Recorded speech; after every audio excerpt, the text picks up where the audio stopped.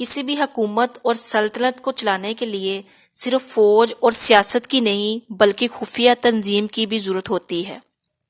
اس لیے آج دنیا کا کوئی بھی ملک ایسا نہیں جہاں کوئی خفیہ تنظیم یا ایجنسی کام نہ کر رہی ہو، خواہ وہ اسرائیل کی خفیہ آرگنائزیشن موساد ہو، انگلینڈ کی M16، امریکہ کی MSA ہو، چائنا کی ہو یا ہندوستان کی رو ہو۔ یہ تمام خفیہ تنظیم بیرونی طاقتوں کے حملوں اور سازشوں سے اپنے ملک کو محفوظ رکھنے میں اہم کردار ادا کرتی ہیں، لیکن یہ وہ خفیہ تنظیمیں ہیں جو اب وجود میں آئی ہیں۔ لیکن اس ویڈیو میں آج ہم اس تنظیم کی بات کریں گے جو دنیا کی سب سے پہلی خفیہ تنظیم تھی۔ تاریخ میں اس تنظیم کو ایکساکل یا سفید داڑھی والوں کی تنظیم کے نام سے جانا جاتا ہے۔ اس خفیہ تنظیم کی ابتدا دیدے کرکت نامی ایک ترک شخص سے ہوتی ہے۔ دیدے کرکت ترکوں کا ایک نہایت ہی ذہین اور بہادر شخص تھا، اور اس کی اسی ذہانت اور عقل مندی کی وجہ سے ترک جرگوں میں دیدے کرکت مشکل سے مشکل مقدموں کو حل کر لیا کرتے تھے۔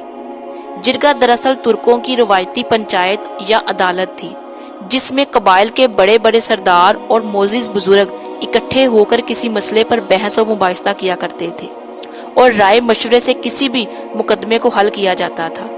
بہرحال دیدے کرکت اس زمانے میں ترکوں میں بہت مشہور ہوا اور اس کا نام ایکساکل پڑ گیا۔ ایکساکل ترکی میں سفید داڑھی والے معزز بزرگ کو کہا جاتا ہے۔ ترک قوم کے ہر قبیلے دیدے کرکت کی بہت عزت اور احترام کیا کرتے تھے۔ یہ وہ وقت تھا جب عرب میں اسلام کی آمد کا زمانہ قریب قریب تھا۔ اسی وقت ترکوں میں ایک بہادر شخص ابھر کر سامنے آیا جس کا نام اوغیز خان تھا۔ اوغیز ترک دراصل حضرت نوح علیہ السلام کے تیسرے بیٹے یافیس کی اولاد تھے۔ اوغیز خان نے 40 ترک قبیلوں کو متحرک کر کے عظیم ترک حکومت کی بنیاد رکھی اور ایشیا میں نہایت ہی وسیع سلطنت قائم کی۔ بعض تاریخ اوغیز خان کی سلطنت کو دنیا کی وسیع ترین سلطنت میں شمار کرتے ہیں، اور اوغیز کو وہی بادشاہ قرار دیتے ہیں جسے قرآن مجید میں ذوالقرنین کہہ کر پکارا گیا۔ لہذا جب اسے خبر ملی کہ عرب کی سرزمین پر ایک شخص نے پیغمبر ہونے کا دعویٰ کیا ہے اور ان کا نام محمد صلی اللہ علیہ وآلہ وسلم ہے، تو اس نے دیدے کرکت کو اپنا سفیر بنا کر عرب بھیجا۔ لہذا دیدے کرکت مکہ پہنچے اور حضرت محمد صلی اللہ علیہ وآلہ وسلم سے ملاقات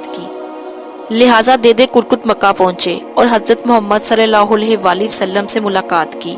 وہ حضور پر ایمان لا کر مسلمان ہو گئے۔ نبی صلی اللہ علیہ وآلہ وسلم نے دیدے کرکت کو قسطنطنیہ کی فتح کی خوشخبری دیتے ہوئے فرمایا کہ تم یعنی ترک لوگ یقیناً قسطنطنیہ کو فتح کرو گے۔ جو لشکر اسے فتح کرے گا وہ بہترین لشکر ہوگا، اور اس لشکر کا امیر بہترین امیر ہوگا۔ دیدے کرکت کچھ دن مکہ میں مقیم رہے اور دین سیکھ کر واپس اپنے وطن لوٹ گئے۔ وطن پہنچ کر دیدے کرکت نے اوغیز خان کو بھی اسلام کی دعوت دی، لہٰذا وہ بھی مسلمان ہو گیا۔ دیدے کرکت نے اوغیز خان کو اس عظیم پیشن گوئی کے بارے میں بھی بتایا جو نبی صلی اللہ علیہ وآلہ وسلم نے انہیں دی تھی۔ لہٰذا اوغیز خان نے قسطنطنیہ کو فتح کرنے کی اس پیشن گوئی کو اپنے دینی فرض اور روایت کا حصہ بنا لیا۔ یہی سے ایکساکل یا سفید داڑھی والے خفیہ تنظیم کی ابتدا ہوتی ہے۔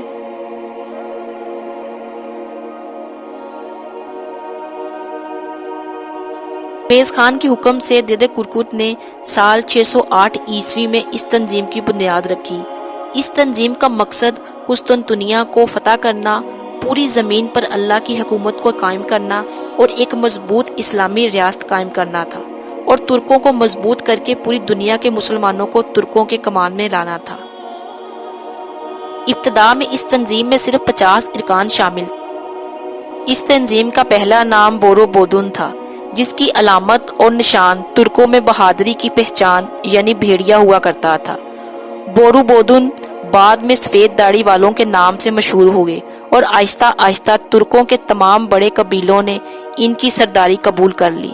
مشہور تاریخ داں کی تحریروں اور ترکوں کی دیوی ملائی داستانیں ایکساکل کی تفصیل تاریخ درج ہے۔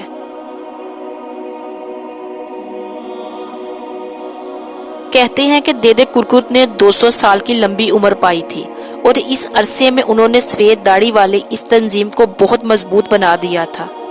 اس تنظیم میں ذہین بزرگ، درویش، عالم دین، صوفیاء کرام، مجاہدین اور بہادر سپاہی شامل ہوئے۔ اس تنظیم میں باقاعدہ خفیہ جاسوسی کا نظام بھی ترتیب دیا گیا۔ بعض روایت کے مطابق اویس سرداروں نے اکساکیل کے ذمے ایک مشن سونپا، جو مشن تھا رسول اللہ صلی اللہ علیہ وآلہ وسلم کی حدیث کو سچ ثابت کرنا۔ اس کے لیے ان سفید داڑھی والوں نے قسطنطنیہ میں حاج صوفیہ کے سامنے نصب مجسمے کے ہاتھ میں موجود گلوب کو اپنا ہدف بنایا۔ اس گیندنما گلوب کو ترک سرخ سیب کہا کرتے تھے، جس کے بارے میں یہ مشہور تھا کہ جس کسی کا بھی اس پر قبضہ ہوگا ساری دنیا اسی کی حکمرانی میں آئے گی۔ سفید داڑھی والوں نے اس مناسبت سے اپنے جاسوسوں کے لیے کوڈ ورڈ منتخب کیے، یعنی ایک شخص پوچھتا کہ اے مسافر تمہاری منزل کیا ہے، تو دوسرا جواب دیتا سرخ سیب۔ یہ سفید داڑھی والے سیاسی میدان اور جنگوں سے دور رہا کرتے تھے، لیکن ترک سرداروں کو خفیہ معلومات فراہم کرتے اور ان کی بھرپور مدد کیا کرتے تھے۔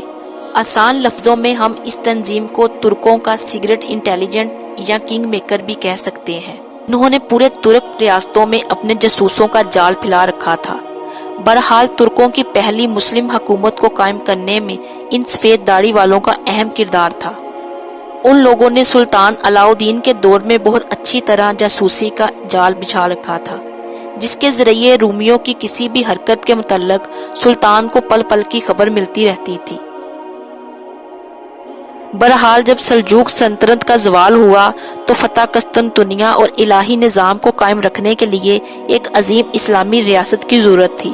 اس لیے سفید داڑھی والوں نے اس کام کے لیے ترک کے سب سے بہادر قبیلے یعنی کائی قبیلے کو منتخب کیا۔ اکساکیل نے کائی سردار سلمان شاہ کی ہر ممکن مدد کی اور خود سلمان شاہ اس تنظیم کے ممبر تھے۔ ان کی وفات کے بعد سفید داڑھی والوں نے ہی سلیمان شاہ کے بیٹے ارطغرل غازی کو سوغوت سرحد پر بسنے میں مدد کی، جہاں اکساکیل کی مدد سے ہی ارطغرل غازی نے ان علاقوں کو فتح کیا جہاں صلیبی اور مغول سرپسندی پھیلا کر فساد مچا رہے تھے۔ بعد میں جب ارطغرل کے بیٹے عثمان غازی نے سلطنت عثمانیہ کی بنیاد رکھی تو اس میں ان سفید داڑھی والوں کا بہت بڑا ہاتھ تھا۔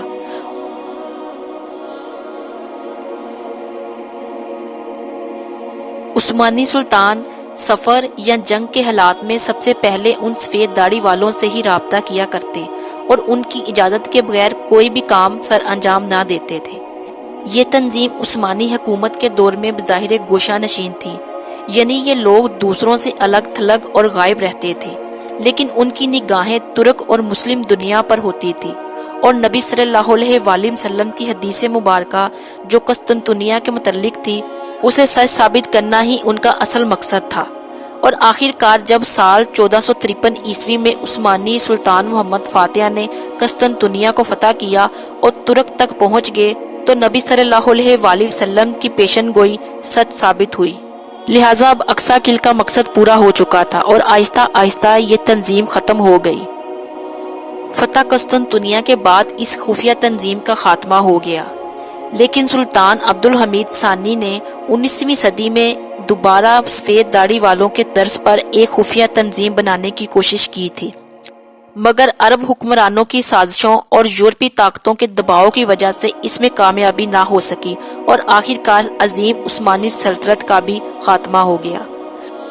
بعض لوگوں کا ماننا ہے کہ سفید داڑھی والے دراصل کبھی ختم نہ ہوئے تھے، بلکہ وہ صرف زیر زمین چلے گئے تھے کیونکہ ان کا مقصد پورا ہو چکا تھا۔